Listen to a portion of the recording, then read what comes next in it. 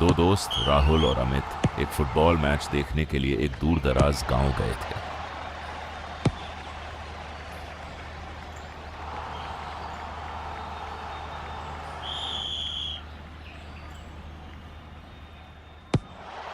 Match खत्म होने के बाद वे दोनों घर वापस लौटने लगे।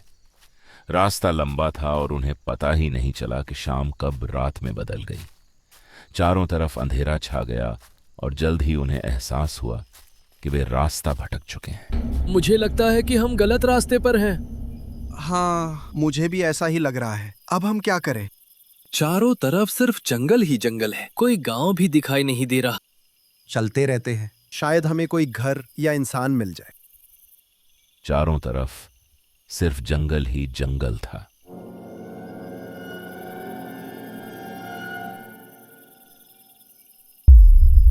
उन्हें आसपास कोई गांव भी दिखाई नहीं दे रहा था। मदद मिलने की उम्मीद में उन्होंने आगे बढ़ते रहने का फैसला किया।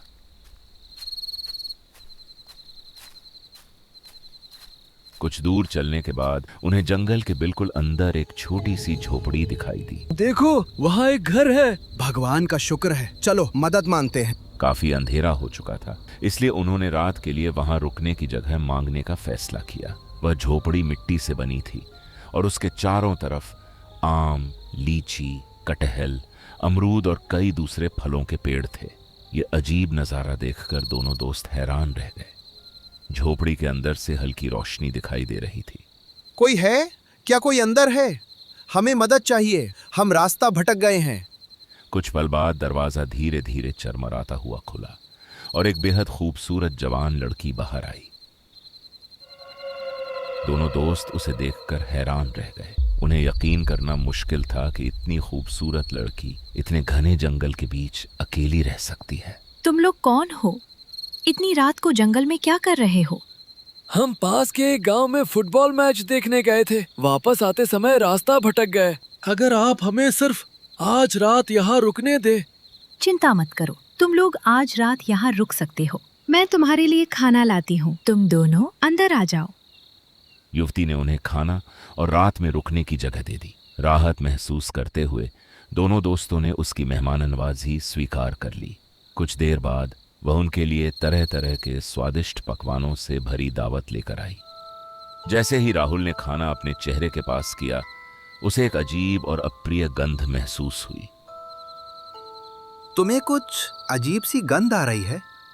मुझे तो बहुत अच्छी लग रही है। पता नहीं क्यों मुझे कुछ ठीक नहीं लग रहा। मैं ये नहीं खा सकता। लेकिन राहुल को कुछ ठीक नहीं लग रहा था।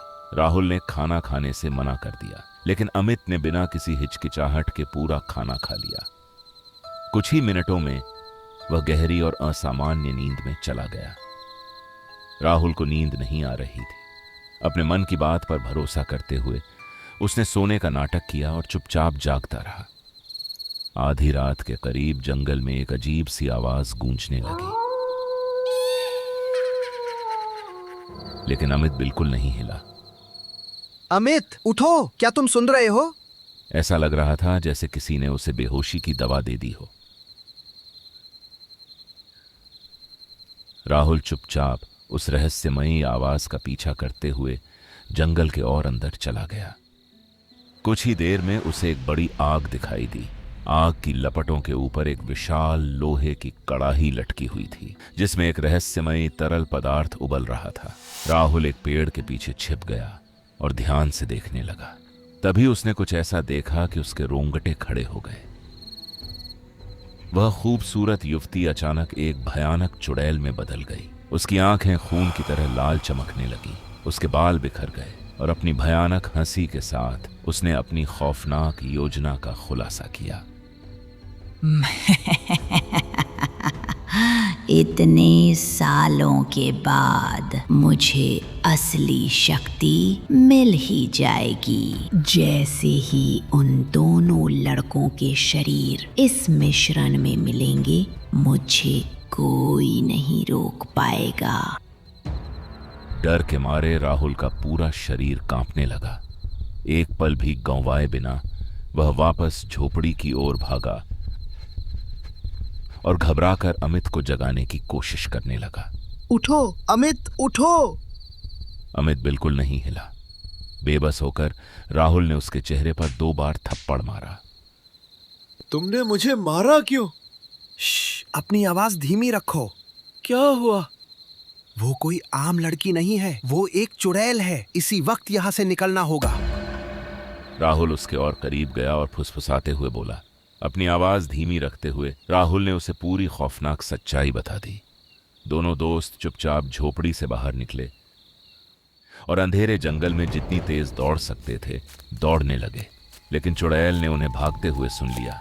वह हवा में बहुत ऊपर उठी और भयानक गति से उनका पीछा करने लगी।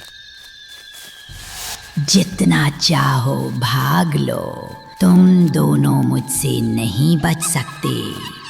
अंधेरे जंगल में उनकी जान बचाने की भागदौड़ जारी रही। भागते भागते दोनों दोस्त एक उफनती हुई नदी के किनारे पहुंच गए। अब कहाँ भागोगे? आज रात तुम दोनों मारे जाओगे। अगर जिंदा रहना है तो नदी में कूद जाओ। ठीक है, जो होगा देखा जाएगा। अब उनके पास कोई और रास्ता नहीं था। दोनों दोस्त उफनती हुई नदी में कूद गए। तेज बहाव उन्हें बहुत दूर अंधेरे में बहा कर ले गया।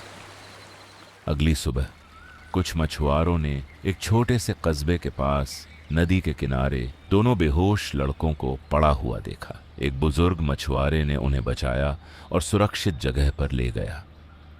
जब राहुल और अमित को होश आया तो उन्हें एहसास हुआ कि वे मौत से बाल बाल बच गए थे। लेकिन आज भी जब भी उन्हें उस खौफनाक रात की याद आती है, उन्हें जंगल में गूंजती हुई चुड़ैल की डरावनी हंसी सुनाई देती है। और ऐसे वीडियो देखने के लिए जल्दी से सब्सक्राइब करो।